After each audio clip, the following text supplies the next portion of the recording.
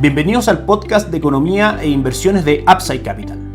Revisaremos el rendimiento del mercado en Chile y el mundo y las principales noticias económicas y financieras que marcan la jornada.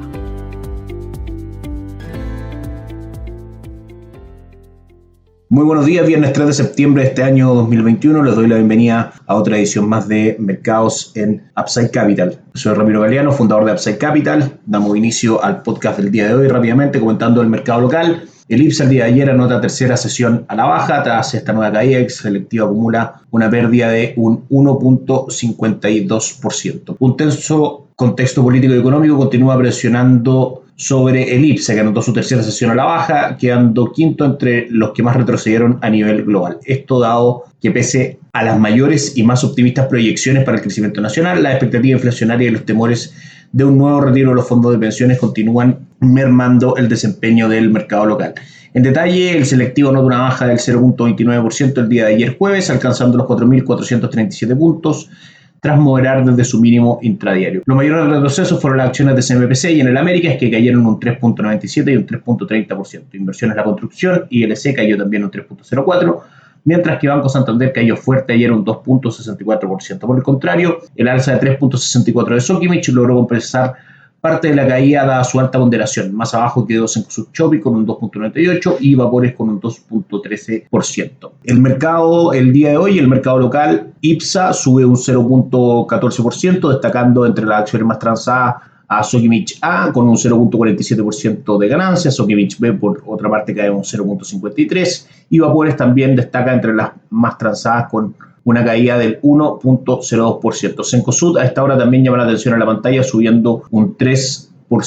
Seguimos como siempre analizando el dólar, peso y cobre. En tanto, el dólar el día de ayer continuó su retroceso de los últimos días. El billete verde se dio 3.2 pesos respecto a su precio anterior, transándose en 765,7. Se vio presionado por un alza del cobre que recuperó parte de lo cedido el día miércoles. La principal materia prima nacional se elevó un 0.38% a $4.24 por libra de cobre en la Bolsa de Metales de Londres. A esta hora en nuestras pantallas, el cobre cotiza en 4.3350, mostrando un alza de un 0.86%. Buen día para las cotizaciones del cobre, como decíamos, de superar la primera resistencia ubicada en 4.35. Probablemente ya las cotizaciones sigan con un impulso alcista buscando 4.41. El dólar peso cotiza en 765,80, niveles muy similares al cierre del día de ayer en 765, sin grandes movimientos el día de hoy. Como dijimos el día de ayer, seguimos atentos a las repercusiones que trajo el informe de política monetaria por parte del Banco Central, donde le da las perspectivas de crecimiento para el año 2021, fija su pronóstico inflacionario en 5.7% a diciembre de este año y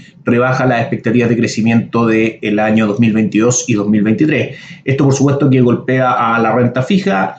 En este mercado, las tasas de la deuda del gobierno no encuentran techo y tocan máximo desde el año 2014. Los rendimientos del bono del Tesoro en pesos a 10 años superan el 5% y más que duplican a los registros de hace un año. Recordemos que la relación es inversa. Si suben las tasas, caen el valor de los bonos y las tasas desde hace un año a la fecha han subido el doble. El mercado descuenta una nueva alza de TPM de 75 puntos en octubre.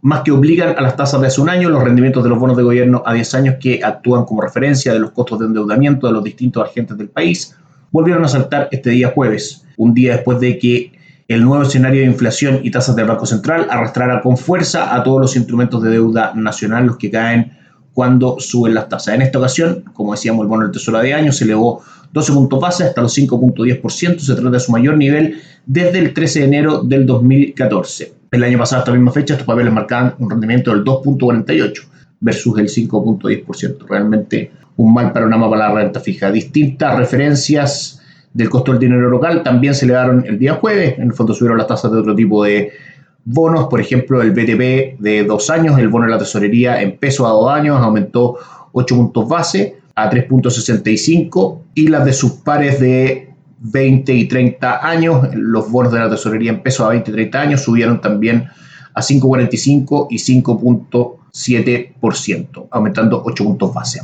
También subieron las tasas de NUEF, la tasa del bono del gobierno a 5 años saltó 23 puntos base, la de 10 años saltó 10 puntos base y la de 20 años en 8 puntos. En general, entonces, el mercado de renta fija se resiente, como lo habíamos comentado acá, un alza de tasas de mercado hace caer el valor de los papeles de renta fija y probablemente con nuevas alzas en el horizonte de la tasa de política monetaria y también de las tasas a nivel mercado por un cuarto retiro y por una serie de cosas que se están evaluando, probablemente mantenga el panorama de la renta fija igual. ¿Qué es lo que hacer frente a este escenario?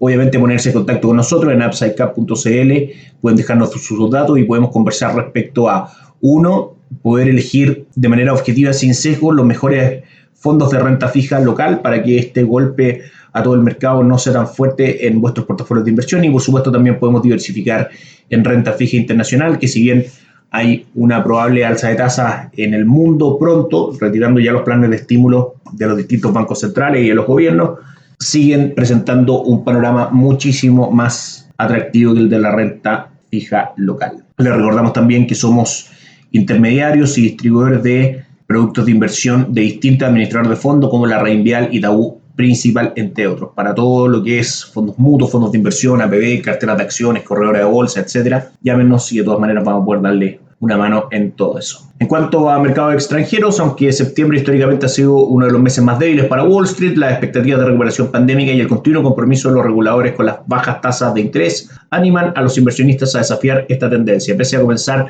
el mes con cierta timidez, hoy Wall Street recobró el paso. Hoy, refiriéndose obviamente al día de ayer jueves. El S&P 500 y el Nasdaq anotaron nuevos récords de cierre a puertas de un importante informe de nóminas, que lo vamos a detallar ahora, resaltando también las acciones del viejo continente, que concluyeron con más altas, aprovechándose del positivo sentimiento estadounidense. Tuvimos el día de hoy la cifra más importante en cuanto a cifras económicas que presenta el calendario respecto a Estados Unidos, la creación de empleo en agrícola, sumamente importante, dado que el 70% del PIB se compone del consumo interno de Estados Unidos, de manera que es absolutamente necesario que esa economía sea capaz de generar buenos puestos de trabajo y consistentemente en el tiempo. Tuvimos el ingreso por hora, que subió un 0.6%, se esperaba solamente un 0.3%.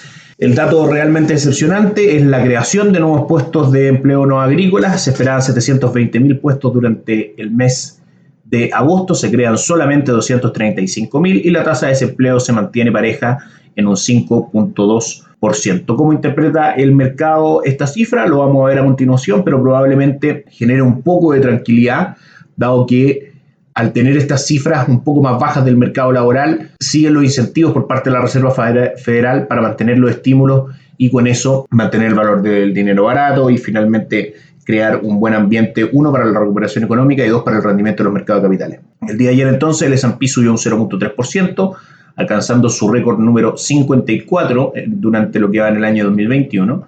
El Dow Jones subió también un 0.4% y el Nasdaq, el índice tecnológico, avanzó un 0.1%. Por último, a esta hora en nuestras pantallas, los índices de Estados Unidos cotizan en terreno negativo, no están tomando bien esta cifra de empleo en agrícola. El Dow Jones cae un 0.19%, el S&P cae también un 0.10% y el Nasdaq resalta en terreno positivo subiendo un 0.16%. Así que el mal panorama para la renta fija, malas noticias en la creación de empleo en agrícola que pueden transformarse en buenas si es que la Reserva Federal mantiene todavía los estímulos. Que estén muy bien y tengan un excelente fin de semana. Chao, chao. Gracias por escuchar el podcast de Economía e Inversiones de Upside Capital. Te invitamos a visitar nuestro sitio web www.upsidecap.cl y contactarnos para brindarte una asesoría objetiva, sin sesgo y con una mirada global para tus inversiones.